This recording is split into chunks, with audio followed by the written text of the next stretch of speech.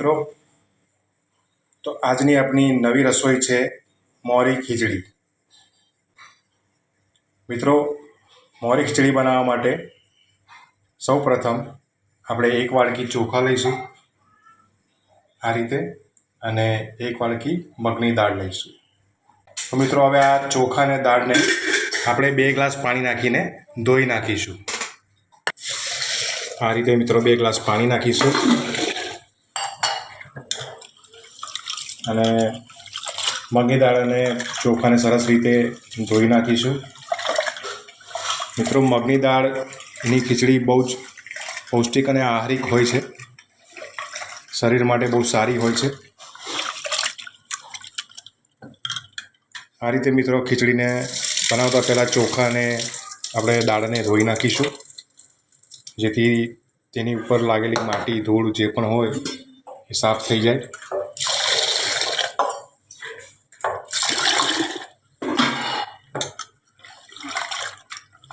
એને 2 વાર વ્યવસ્થિત આ રીતે ધોવા જરૂરી છે. ચોખાની ઉપર દિવેલ લાગેલું હોય તો એ દિવેલ પણ આપણે આમ ધોવાથી નીકળી જતું હોય છે.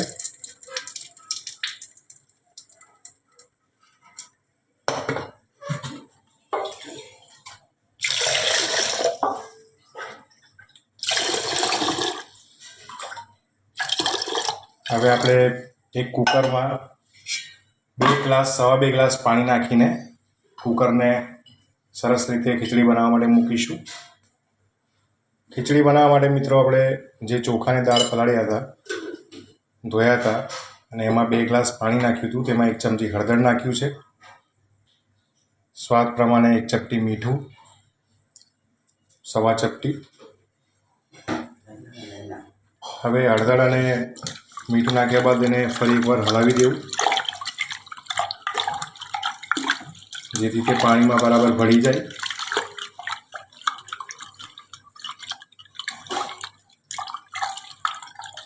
આ રીતે આપણે હલાવીને એને બરાબર મિક્સ કરી દઈશું. અને મિત્રો, આમાં 1 ચમચી આપણે ઘી પણ નાખીશું. ઘી નાખવાથી ખીચડી બનાવતી વખતે તેમાંથી ઉભરો ન આવે, ખીચડી વધારે ટેસ્ટફુલ થાય, હેલ્ધી થાય. માટે આપણે 1 ચમચી એમાં ઘી પણ નાખ્યું છે. હવે આપણે ઢાંકણ બંધ કરી દઈશું અને તેને ગેસ પર મૂકી દઈશું અને 3 સીટી વાગવા દઈશું. તો 3 સીટી વાગશે ત્યાં સુધી આપણી સરસ મજાની મોરી ખીચડી તૈયાર થઈ જશે. તો ચાલો આપણે રાહ જોઈએ. ખીચડી બફાઈ ગઈ છે 3 સીટી વાગ્યા બાદ. તમે જોઈ શકો છો સરસ મજાની સુગંધ આવી રહી છે. હવે આપણે આ કુકરમાંથી ખીચડીને સરસ મજાના બાઉલમાં કાઢી લઈશું.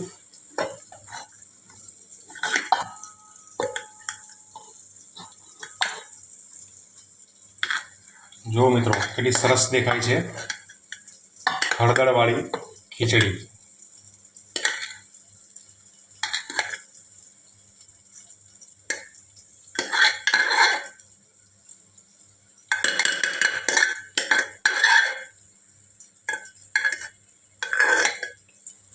ચોખા અને મગદાળની ટેસ્ટફુલ હળદર નાખેલી ખીચડી.